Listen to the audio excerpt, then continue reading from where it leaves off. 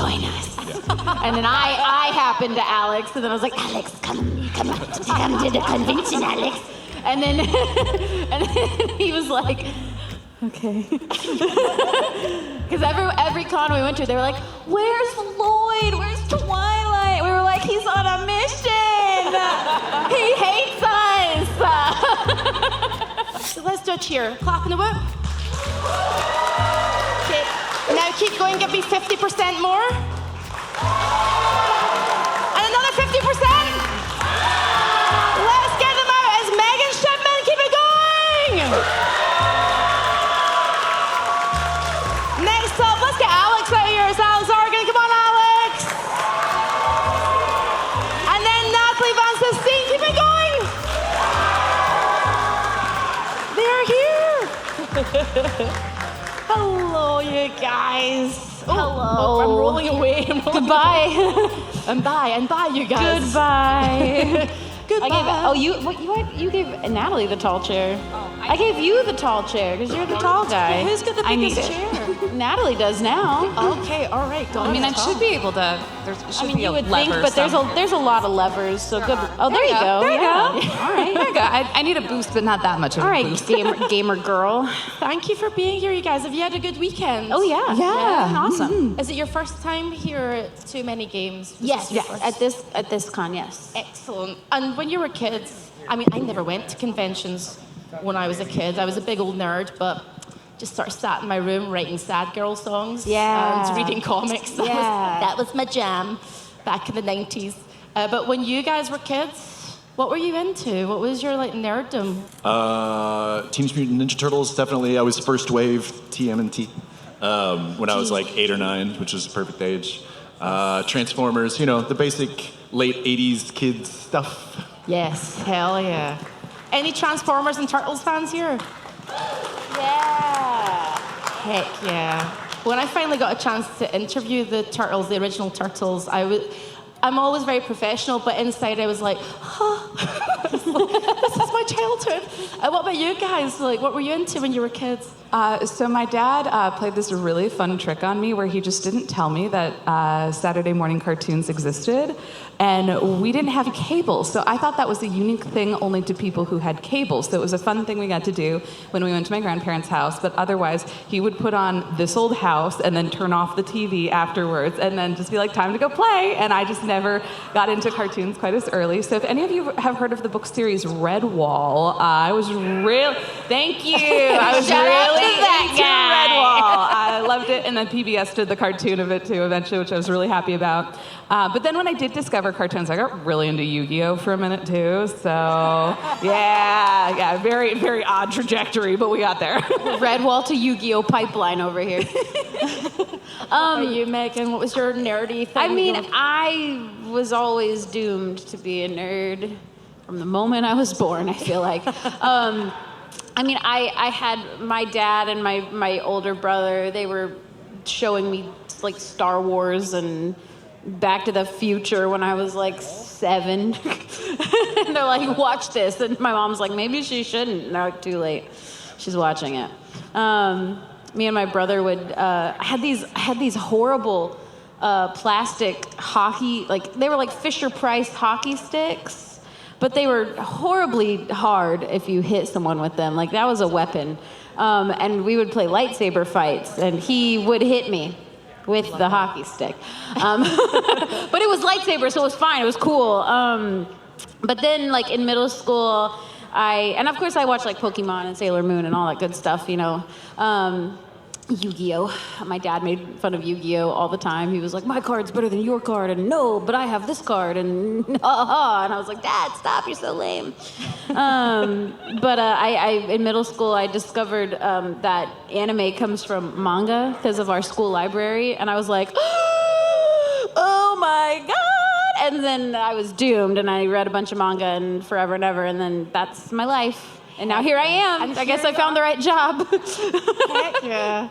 My mum sat me down. One of the first films I remember watching, my mum sat me down in front of RoboCop. That was nice. Thanks, Mum. It was a bit hardcore. Good job, Mum. It's fine. You can handle it. It's fine, and here I am, pretty messed up adult, but what can I say? I'm in therapy, it's fine. Yeah. It's all good. Thank you, a whip for therapy. Let's go back to the beginning. I want to talk about acting and your love for acting, but Natalie, is it true, did you start with teaching choir? Me. Or is it you, Megan? Me, I did it. So you started teaching choir. That was a time. Do you don't miss it then? No. Okay. Please talk to us about that. I want to know more about that. Yeah, so I actually started voice acting like when I was in college, and I was getting my degree in music ed, and I happened to do the open audition when I was doing all that at Funimation, and then so I was kind of doing that on the side, but very lightly because again, it's hard when I'm 6 hours away from the studio. You know, but man, summer times and holidays, I was going, baby. But yeah, I taught middle school choir. Yeah, middle school, yes. What a time. But also, I've never met more evil sixth graders in my life. That last year, I taught for 3 years. I got a degree in music ed, taught for 3 years. That school, like, and this is all to say, like, who knows, if I had been at a different school in a different environment, like, maybe I would have done it for longer or whatever, but it just it was not the place for me. That environment and that particular building was not for me. But yeah, those children were evil. There were good, there were kids that I did really enjoy, and they were like, I don't know, sane, normal children that weren't possessed by Satan. You're so scarred by this. I'm very scarred. It's why I went to therapy in the first place. Woo-woo therapy. We're all in therapy. We all should be in therapy. But yeah, they were evil. They're so mean. Oh my God. But I made it out alive. And here I am, all better for it. I was interested because I used to teach, but I taught college level. Oh, wow, so yeah. Not the little ones, and that's a whole Well, they're a other- different kind of crazy. No, that's listening to life problems on a totally different level. Like, Yeah. oh my God, my flatmate, I really hate my... I'm like, yeah, okay, whatever. I'm like... That's not my problem, It's not my Stacey. problem. That is a 20-something-year-old problem. Natalie, what about you? Do you have a musical background as well? I do. Yes. Honestly, I literally was going to go into music ed as well, too. My personality was girl with instruments in high school. It still is, middle school and honestly. high school. She makes fun of me because I play with the local recorder society. She plays with a recorder society. Like the little, the instruments you get like in I know, in middle right? school. But they're like, it's an actual genuine like early music instrument. You play and there's different sizes of them. It sounds cool. She's such a nerd. I love her. Yeah, I was like, my whole personality is I can play 15 different instruments. It was, and then, oops, I got chronic illness and couldn't play them anymore, most of them anymore. So fibromyalgia went on that, and I got a degree in electronic engineering. Good job. So, because I was like, oh, that's practical, and I could listen to music while I do my job. And then I hard pivoted again into sound design and audio engineering because I had started doing the voiceover thing, and I thought, there's no way I will ever be a full-time actor. That's hysterical. I'm from Wisconsin. That'll never happen. And here I am now, just a big karmic joke, but it worked out. And now you're here with me and Alex. Love that. Alex, what about you? How did you get your start? Did you have a musical background? Yeah, Or just... I did. Oh, you actually. do as well? Yeah. Okay. He's been in Rocky Horror Picture Show.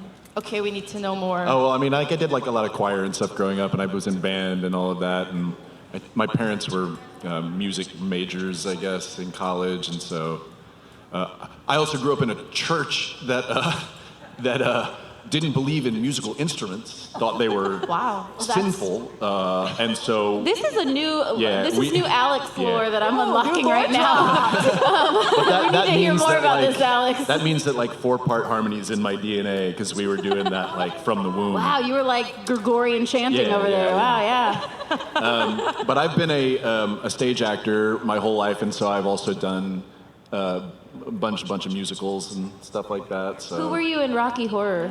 I've done it twice actually. I played Brad like 10 years ago, and then I did Riff Raff a couple of years ago. So I get around.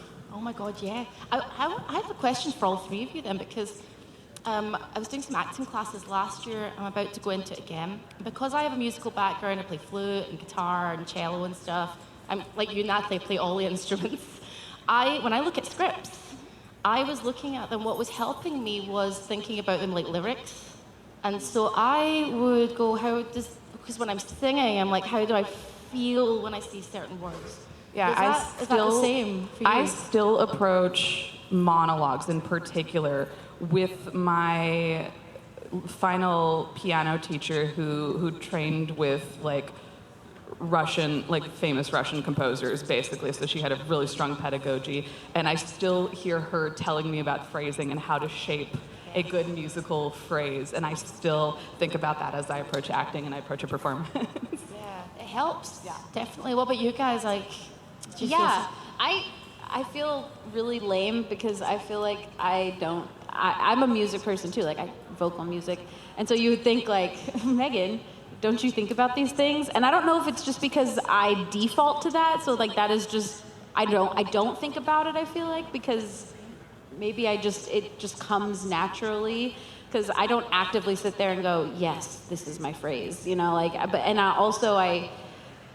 when I'm like looking at an audition, or if there's like a huge chunk of text that I have to read, it's kind of like I read it a couple of times and I figure out, I don't know, I just try to connect emotionally with it. So I figure out like, I don't know, because I feel like I'm dumb because I don't think very deeply about these things, but I try to just jump in and just kind of feel it and go, okay, I'm this person now, let's just do this thing. That's your process. Everybody's process. Yeah, so I feel like I'm not as deep and intellectual. But you're employed, and that's really the only thing that matters. You're right. I must be doing something right. Exactly. You're here, and it's working. So I can be a 5-year-old. That's right. What about you, Alex? How do you approach the words, I guess? Yeah, I'm kind of similar to Natalie. I have a lot of training around music, but also around language. I did done a lot of Shakespeare and stuff like that, so I spent a lot of time dissecting language, and for Spy Family especially, Loid has a lot of like big chunks of text to power through, and so it's really helpful to go through, and I don't like put it on paper and like actually like draw it out, but I do think in terms of like peaks and valleys and like how wide the musical wave should be for this particular speech. And usually if I am unhappy with the take and I want to do it again, it's because of that. I haven't like quite crafted, and it helps to like think of things like operative words, like what's the word in this phrase that is the most important, that carries the most meaning. So putting that at the top of the mountain, that kind of stuff. Yeah, you reminded me of something, because I did get a piece of advice, and I feel like maybe it's because I've just learned while doing and not necessarily like putting a pen to paper, like you said, and like analyzing things. And I got feedback one time. This was years ago, and probably, I don't know, like, gosh, this was Masamune-kun, this was Alexis, actually. Alexis Tipton was directing me. And I had this big scene with Jesse Greeley, and big emotional stuff happening between the two of these characters. And my character is very princessy, like she's very like, hi Masamune, this is it. And that's like my bread and butter. Like that's the voice I do for a lot of times. But she gave me a piece of advice, and that stuck with me. She was like, it's really easy to get stuck in kind of saying this, like having the same cadence when you say things. And I've always been, because again, I'm more music, not necessarily quite theater background, so I always have tried to like absorb what people tell me about acting as I'm doing this job. And so that really stuck with me, because I was like, oh, you're right, I shouldn't make things so samey all the time. And so I should have different cadences and different ways of speaking, just to vary up and make it sound like a real person. So yeah, that kind of made me think like maybe I just learned by doing, I've learned by doing, not necessarily by traditional like analyzing and theater stuff. So interesting. Yeah. Everybody's like, I guess I speak to so many actors, everyone's process is completely different. And then some people go in with a serious mindset versus, I'm just going to play, and then there's also that. I was thinking about this the other day, our jobs are kind of cool but silly. And there's times and this is coming into my next question, I've had jobs before where I've almost like disassociated, and I'm like, oh my God, I'm here doing this thing. Yeah. And this has taken you quite a journey. Premieres, meeting fans, doing stuff. Have there been times where you've kind of disassociated and gone, oh my God, this is really weird? Yeah. Like all the time. Even now? Yeah, like, and it's crazy because like I'll go to family functions and like my husband's family will be like, so what are you doing right now, Megan? And sometimes the answer is nothing. And I look like a loser because my husband's an engineer and he's like, I'm working on this data center right now. And I'm just like, I'm not doing anything. I take the kid to daycare and I sleep. But then I sit there and I think to myself and I'm like, yeah, but like I go out and I did like a weekend last month and it's so crazy to me that people want to come and meet us. And when I talk to my parents, it's a very big reminder, and I go, "Oh yeah, you're right. That is so weird." Because I remember we were getting ready for to go to the premiere for the movie, for the Spy Family movie, and my dad was like, "Do you have like a cute little like tie pin that I could put on my tie that's Spy?" I was like, "Oh yeah, I have like so many enamel pins that artists have just come up and gifted me. Like, let me go pull one out." I'll show them to you. So we were on FaceTime, and I'm like showing my parents. I have this box of stuff where I keep all the fan stuff people give me. Otherwise, it would just be all over the place, and it would be a whole room at this point. And so I was digging around, and I pulled out all of the artwork and the pins, and my parents were like, "That's all stuff people gave you?" Yeah. And I was like, "Yeah." And they were like, "Oh my God!" And I was like, yeah, I guess that's not normal, huh? Like, I guess that is kind of cool that people have just given me stuff. That's also why when I go shopping at artists, I don't tell them who I am because they'll just give me stuff, and I'm like, don't give me stuff, please. Yeah, like take my money, you, please. So yeah, it's crazy because people are so sweet and kind, and we've gotten so many gifts. I always walk away with like 1 or 2 trinkets. I got some friendship bracelets yesterday, very cute. So yeah. Is crazy. I love that. What about you guys? Do you disassociate often? Yes. I mean, I feel like the day I got the call, I was in the show. Like I've been in like a fever dream ever since then, and nobody wake me up. It's been really nice. But I think one of the most notable occasions was for the very first time we actually met up together. Oh yeah. Was at AX in 2022. This I had never like properly been on a panel before or guested at I had like guested at a college con like once before I started even doing anime. Like so it was more to do with like my audio engineering background and everything. So I had no context for any of this. It was the first time we met Alex. Yeah, Alex was just literally there for that afternoon. He was like, "Hey, I'm leaving in 10 minutes after this, so bye." And we were like, but we bye? did this panel, and we're being escorted through the back rooms of This is everything AX. at AX, and I had attended once before years ago as an attendee and remembered how massive and crazy it was. And then they put us in this room, and there were how many people? Probably like 2,000 people. I mean, it was huge. It was massive. There were so many, and it was packed. And it wasn't even like one of the biggest rooms. No, but it was packed to the gills. They were complete, and then they paraded us out, and then they started playing an episode 1 clip, and then showed the Japanese seiyus reacting to us. Yeah, they were like, "Surprise! We have a gift for you." And I was like, "What gift?" Yeah. Oh yeah, and we had met producers from WIT too, and they gave us animation cells. Yeah. Like it was so cool. Like all this stuff happened. So I'm trying to process all of this, and then they start doing a Q&A, and then words come at me, and all the heads turn at me, and they go, "Well, Natalie," and I go, "I'm none of that. I'm sorry, none of that hit." I was like, "Can you ask me the question again? Because I am not processing words right now." It was, and also like we didn't know how popular at that time the show was going to every be. other cosplay was Spy Family. Yeah, it was like Spy Family Palooza at Anime Expo that year. We're walking around like, what is happening right now? And they had like a whole set of the living room and the house and I was like, what is going on?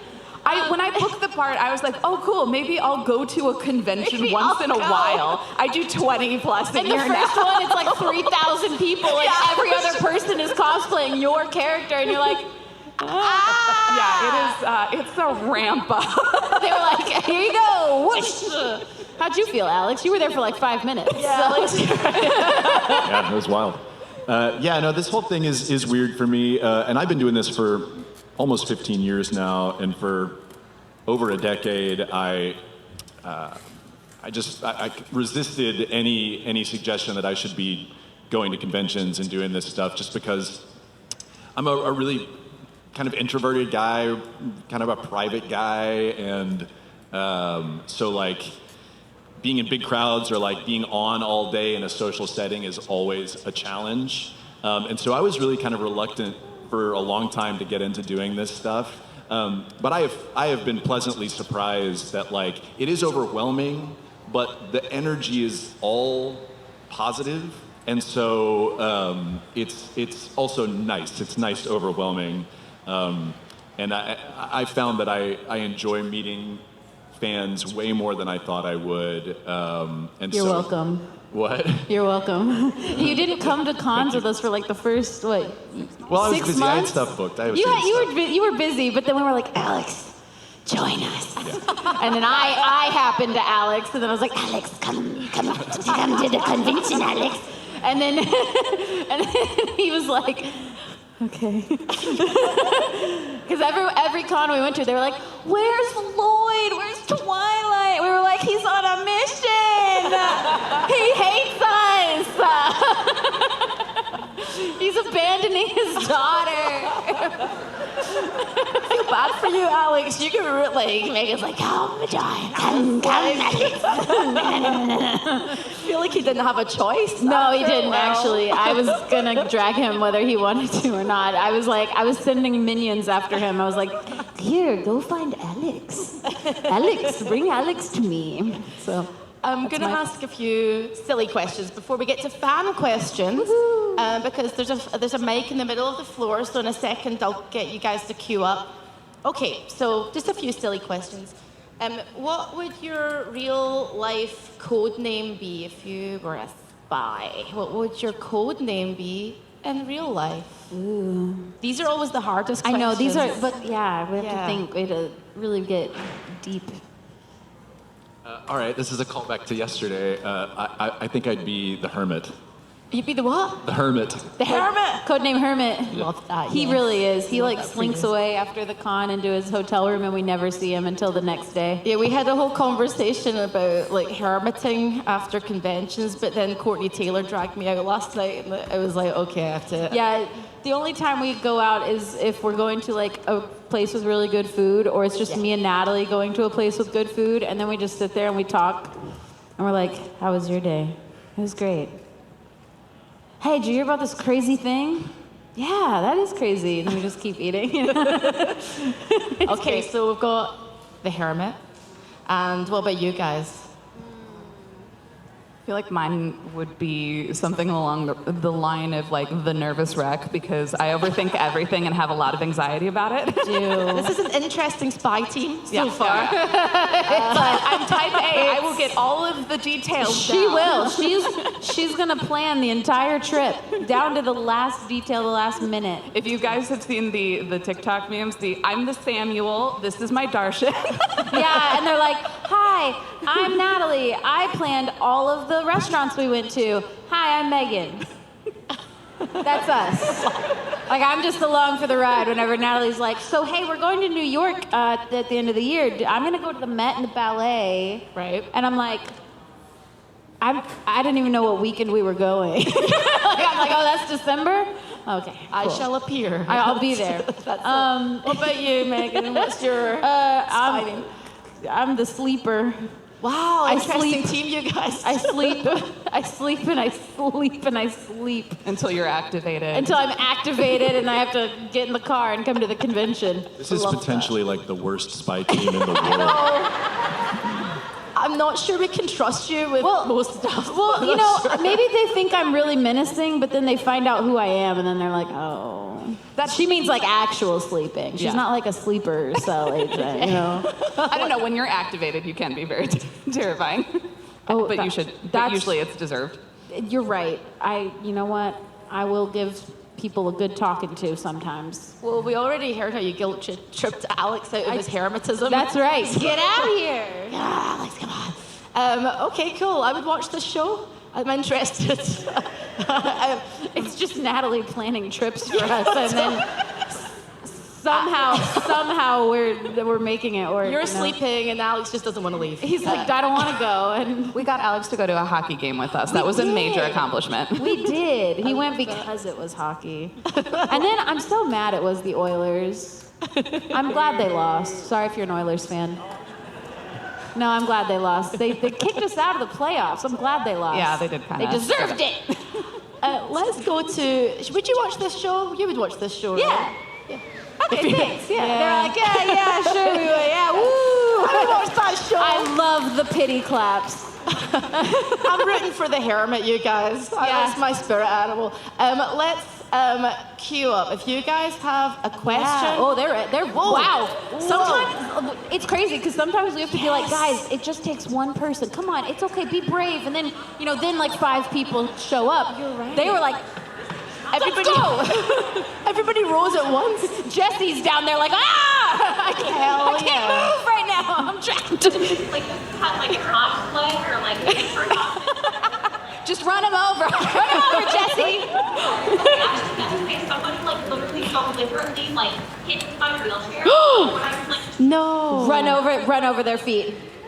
Hit them in the ankles like a grocery cart, and like ran into me twice, and then stared at me like I was crippled. I'm like, oh, Yeah. Justice for Jesse. Hey, You need to put like spikes on your. Yeah. Just say it's a Mad Max cosplay, and There you go. Yeah. Hell yeah. Yeah. Me and Jesse bonded yesterday. We realized we like a lot of the same things. I love We it. could go on and on. It was great. Yeah, best friends. Love it. Yay. Oh my gosh, I have a microphone now. Okay, well, first of all, thank you guys for being in therapy and like giving me a job so that I can pay my bills and pay for Yeah, my degrees. let's go. So this is kind of like a more personal question. What is like one piece of advice you've gotten from like either a therapist or a friend or someone like that you think someone might need to hear? Like I feel like a lot of, not to like generalize, but I feel like a lot of the fans of Spy Family are in some form or shape mentally ill. So like, That's right. Woo. what is like one thing that you think people would need to hear? I love we're all mentally ill. Nobody's normal. We're not normal. Normal. Especially if you're at a convention, okay? Like, don't even deny it. You're in good company, okay? This is your people. Can we have a shout for the weirdos? Woo! Yeah, see? All right, what's a good piece of therapeutic advice? Oh man, asterisk. I'm not a therapist, but I don't know. I think I don't know if this is like piece of advice, but I think there are. As you get older, we kind of talked about this on the women's panel, but like as you get older, I do feel like comes. Maybe not wisdom, but because I'm definitely not wise. I just know things because I messed up, But there is this sense of if you're younger. I mean, I'm only like 33. Sounds horrible to say. I'm so old. Poor Alex over there is suffering. You're a young lady. Suffering in silence down there. He's like, yeah, Megan, you're so old. But with age, I think, comes just a more sense of who you are. And so I feel like being young, like everything seems so dramatic and so like the end of the world. And you're like, oh my God, when is this ever going to work out? And there is this sense of as you get older, you really just find, you just become more comfortable and you just and there is a truth to like, you get older and you just stop caring. But in like a good way, you're just like, this is just what I am, who I am. It's mostly being tired. Yeah, it's being tired, and so you're like, I don't have time for that. Like I have a toddler. I don't have time for this crazy stuff, okay? But yeah, there's just this sense of who you are, and so I guess my piece of advice is like, if you are a younger individual and you're just like going through something, it's like you will get through it, and you will be better for it, even if it seems horrible. And yeah, you will settle and find your place and your people, and it'll be okay. And that's not to say you won't have any troubles ever again, because that's life. And as you get older, adulting gets harder, but you also just, it kind of makes the little things not as big. So, I like that. Yeah. How about you, Natalie, and then we'll go to Alex. I would say, for me, the biggest thing I struggled with growing up and that I've been able to be at peace with and I think have realized as an adult was that I spent a lot of years and a lot of time trying to figure out how to shape and reduce myself into something that was more palatable for the people around me. And getting older and learning more about myself, the biggest thing I came to realize that was that with the caveat of always checking yourself that you are not doing harm to yourself or others in this process, trying to prioritize what actually makes you happy, what actually fulfills you, what actually brings you joy and peace in the world is worth pursuing and is worth prioritizing. And again, checking that you're not harming yourself or others, or but that if you are genuinely unhappy in a friendship or a relationship or a scenario, that there is value in prioritizing where you are at mentally and emotionally, and that if it is not serving you, you are not obligated to sacrifice yourself on whatever you think you should be doing. Thank you, Natalie. Yeah, lately I've been working with this idea that whether your struggle be internal or from external things that you can't control, and as the world spins more and more and more out of control, out of our individual control, my challenge to myself, the thing that seems to help me is identifying small things in my life that I can control, and making those disciplines a part of my daily routine. Little things like make yourself go on a walk every day, make yourself get out in nature, make yourself sit and meditate for 2 minutes, then 5 minutes the next week, those little things like that at least give me the illusion that I feel in control of my daily life when there are so many things that I can't control. And so I'm a big fan of that, finding little things that you can make your own and control. Thank you. Thank you. And thanks for that wonderful question. Great. Thank you so much. Thanks. Hello, my love. What is your name? Right into the mic. What's your name and question? Hi, I'm Henry, and I wanted to ask, so obviously there's going to be some bias because of the character that you have, so I wanted to ask, what is your favorite character apart from the ones that you play? My favorites are, I have a top 3 because it's hard, because every character serves their own purpose in this world, so it's so hard, because Bond, clearly, because he's a dog, and I love dogs, and dog. And then I also love Frankie, because Frankie is amazing, and Anya's best babysitter in the whole world. They get into so much trouble. And then Damien, because he's so cute. His body is so small and only has room for one emotion, and that is anger at all times. He doesn't understand that he might have a crush on Anya because he's so angry all the time. So, those are mine. I really love Frankie. Every episode that he's in, the comedy always just goes up like another set of notches, and it's always so funny. I'm also adding an honorable mention to Martha, Becky's bodyguard. If you've read the manga, you know. Martha, justice for Martha. Oh, I love Martha. I love you, Martha. When that gets animated, I'm going to die. Sob into my pillow. I like Headmaster Henderson very much, and I'm also super intrigued by Fiona Nightfall, just because she is such a wild card and feels things very deeply, and so I imagine there's going to be some trouble. Thank you for your question, my friend. Thank you. Thank you. Yeah. Thank you. Hello, my love. Right into the mic. What's your name and question? My name's Ray. I've seen you guys multiple times. Alex, I did want to quickly say, I said Frankenfurter yesterday. I meant riffraff. Okay. I knew. He knew in his heart. I know. I just wanted to ask, since you guys are all music-based, what is of all the animes you've done, what is your favorite either opening or closing songs? Good question. I feel like this is true for everyone, but Bluebird had such a chokehold on me from Naruto Shippuden. Oh my God. But then it had such a chokehold on me that I looked up the band Ikimono Gatari, and I went and through dubious means found their catalog because it was a little more primitive internet than it is now, which was still pretty good at the time. But I found their catalog. I downloaded their albums and I was listening to their albums on because I love her voice. Shut up, it's so good. So yeah, that's me.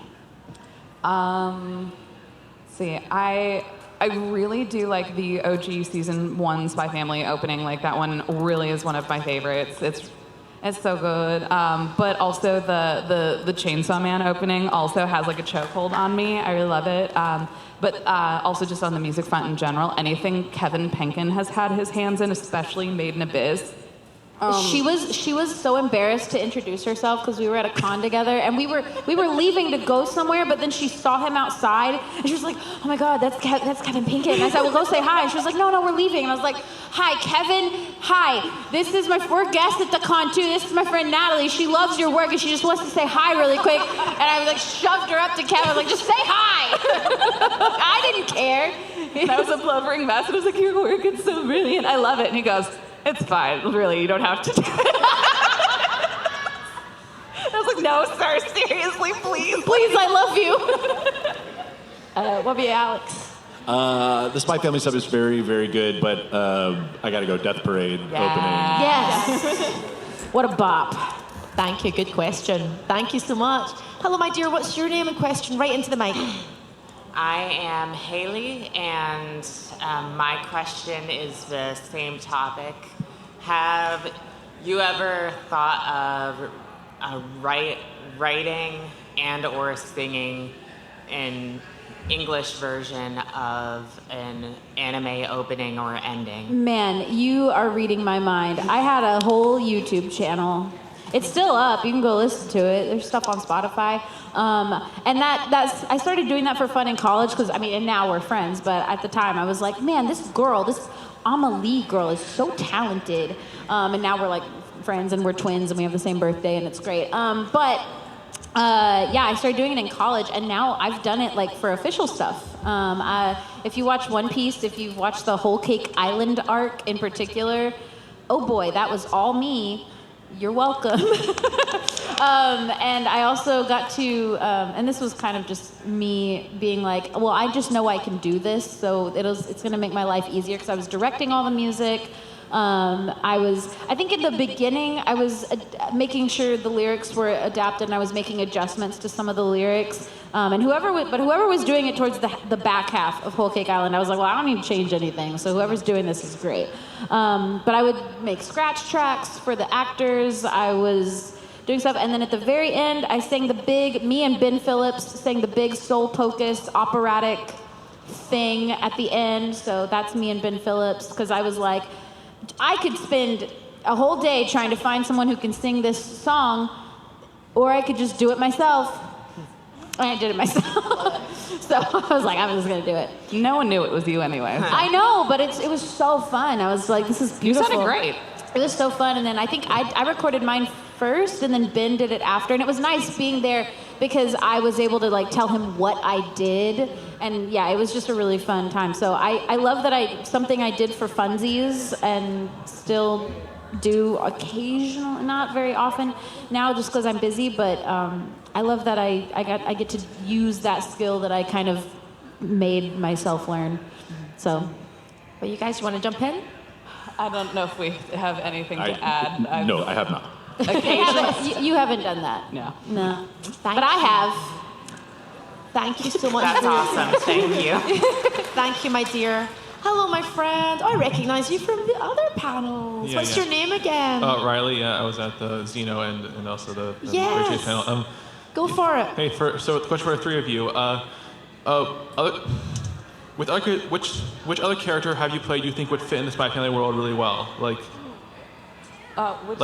Other characters you played that would fit in the Spy Family world really well. What other characters have you played that would fit into the Spy Family universe? Yes. Yeah.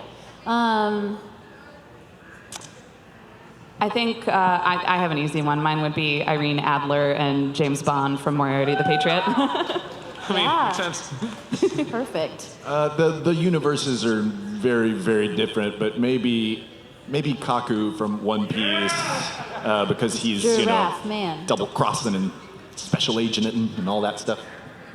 Oh God. I like to think, because everyone always asks me, like, what if Anya played video games all the time? And I'm like, I don't know, James Bond, I don't know. But then she'd make Loid, like, beat the game for her, you know? But I think, I think that Alba from New Game would be really cute, because she makes video games. And so I think that would be really cute if she, like, took her, and she kind of likes, there's a whole thing in New Game where Alba and her friend go see this anime movie, but it's kind of like a childish magical girl thing. So it's considered kind of childish, but they still really like it as older people. And so I feel like she could take Anya to the movies, you know, and go watch fun little animes. It'd be so fun, yeah. Thank you. Thanks, Riley. Thank you so much. Hello, my friend. What is your name? Hi, again. I'm Hello. Zach. Hi. Also, I'm sorry, I forgot to neglected to show you. I have a little. You have Bond. A little pocket bond here. Oh, pocket Bond. Just Yeah. whip them out. So I just wanted to ask, informing your vocal performances as your characters for Spy Family, did you have any outside influence for like anything you had in mind when you were forming the performance, like anyone real or not real? What's funny? You know what's funny is, so when I auditioned for Anya, I was like, cool, little kid voice. But what's funny is, so Danny Chambers plays Becky, and I had heard Danny has this amazing kid voice. And by amazing, I mean, it's not just like, I can sound like a little kid, you know? Like, it's genuinely like she has the inflection of a kid, like the little stutters and the stops and the thinking, where kids just kind of, they just talk before they think, so they're thinking while they're talking, and they just, yeah. And so I'd heard that, and when I was auditioning, I'd always thought, like, man, I want to play a kid as good as Danny does, because, God, she's so good at it. And so when I was auditioning for Anya, I was really thinking about that and letting it kind of inform my choice as Anya, especially on, like, the sillier lines, because it was kind of just a sprinkling of different, like, oh, here's Anya crying, here's her being silly and goofy, and here's, yeah. And so on the goofier lines, I definitely was like, I'm gonna go to the store and go get cereals, you know, and so, like, I'm just, and so it's really funny that, like, the fact that I was thinking of Danny so heavily when I auditioned, and then she plays Anya's best friend is amazingly fun. So yeah, but then she doesn't really use her kid voice as Becky, because Becky is so posh and rich, and, like, she's like, I'm an amazing 6-year-old and you're poor, you know. Like. So it's kind of funny that way. What about you guys, Natalie and Alex? I honestly came in, I had people mention the series to me ahead of time, and when the audition came in, I went in with the expectation of, oh, it's Mr. and Mrs. Smith, but they have a psychic child. So I'm thinking Angelina Jolie, you know, like for Yor. And I remember I kind of read through, and the audition description kind of matched that vibe initially. So I started reading the lines, and I was, and the may I have the honor of taking your life was in there, and that fit, that made sense. But everything else, I was like, this does not sound like things Angelina Jolie would say. What am I missing here? And I was really lucky that we had a copy of the manga, because I live with someone with ADHD, and of course it had been purchased and then lived on the shelf unread for months. And and so I was like, well, you know what? This is a really big audition. I think this is deserved of me taking an hour to go read this volume and go see if I can understand the character better. And then I read it and went, oh no, I love this series. Oh no, I love it so much. But then I also realized, oh, Yor has like a switch where she can be Angelina Jolie for like 5 seconds and kill people, and then it turns off and she's a nervous wreck. And then I was like, oh, cool, I have anxiety too. I relate to this. And so for me, it was kind of figuring out how to translate staying in that, like, cool spy place, but then also how it could then go into, okay, but I'm actually really, really nervous. And I liken it to being an actor where I have anxiety, but then I go in the booth and pretend not to have it, and then I come out and then have more anxiety afterwards. You made me snort laugh. That was special. So that was essentially my process. I'm very, very lucky in many ways on this project, but I had been out of the game for a few years doing some other stuff, and what was it? Early 22. My buddy Chris George, who has directed the series up to this point, who had directed me in several other series, he called me out of the blue and said, "Hey, I know you're out of the game, but this show has come along, and you're kind of who I hear in my head. Would you mind submitting an audition?" And I was like, "Yeah, sure. Do you have any notes off the bat, like something I should shoot for in terms of vocal quality?" And he was like, "I kind of just want to hear you." I was like, "Okay, sure." And what we've landed on in the booth is I'm doing something slightly different than my normal voice, but it's the closest to my natural voice of any character I've ever played. But so other than there being kind of like a James Bondy type tone on top of it, there wasn't really another inspiration. I got really lucky. Thank you very much. Now, we only have 8 minutes and lots of people, so can we do speed? Yeah, let's start speed running. Speed running. Okay. What's your name and question? I'm Robert. Thank you for meeting me again, Megan. You're welcome. All right. Question is, Don or Anya, a little bit. Favorite peanut, and if you don't like peanuts or I'm allergic, favorite salty snack. Oh, Great question. honey roasted. Specifically this kind. I got a giant bag in the UK. We went. UK snacks are great. I don't even remember. I was so jet lagged. It was a little crazy. But someone brought me this giant bag because they were like, "These are the best peanuts," and there were these honey roasted peanuts. And I was like, okay. And I felt like everyone was in on it too, because every time they were like, "What peanuts you get?" I would show them. They go, "Oh yeah, those were the good ones." 3 days later, you're in your hotel room. Peanuts on Yes, your face. and I ate that whole bag. I snacked on them for a month, and they were so good. And so they were a special honey roasted. Apparently, I don't know. Natalie, then Alex. I don't really eat peanuts raw necessarily, but I love a good peanut butter. I usually like just whole, fresh blended peanut butter. There's some at Sprouts that are really, really good, where it's just natural. I don't like a lot of extra oil in it or anything like that. So yeah, the thicker and chunkier, the better. I actually kind of like circus peanuts. I know that's not a circus peanuts, the candy. Oh, ew. Yeah, see? Alex. But are you okay? Are you in danger? Salty snack. My wife and I just discovered these pickle chips. They kettle cooked dill pickle flavored. Discovered. No, it's a certain brand at our Central Market that's changing our lives. Okay. Ooh. Thank you. Great question. Thank you. Hello. Come on up, my friend. Name and question. Hello, my name is David, and I had a question about the performance of Loid. So Loid is almost always putting on this facade, even with the family. And so the moments where he's genuine are very few and far between. And I was wondering how you went about adjusting your performance to reflect those moments? Interesting. I do, I guess, a bit of a difference in vocal quality, especially when I'm speaking out loud versus internal monologue. And very often what he has to do is present externally as being put together and having all the answers and cool and collected, while simultaneously his inner monologue belies all that and is full of self-doubt and uncertainty and all of that. So I don't know, I try to go with kind of a more I don't know, slightly more outgoing tone for when he's speaking out loud to people. And then when he's doing internal monologue, it's a little bit more, it's a little deeper, and it's a little softer, and it's a little bit faster, typically. But man, I don't know if I have anything specific in terms of when he's being authentic and when he's not. I'm thinking a little bit more in terms of technical stuff, I guess. Thank you Great very much. question. Thank you. Okay, we've got 5 minutes and 4 people. Okay, we can do this. We can do it. What's your name? Hello, my name is Sophia, and my question is, how well do you think you'd get along with the character you voice in Spy Family? And if not very well, who do you think you'd get along with better? I would have extremely well.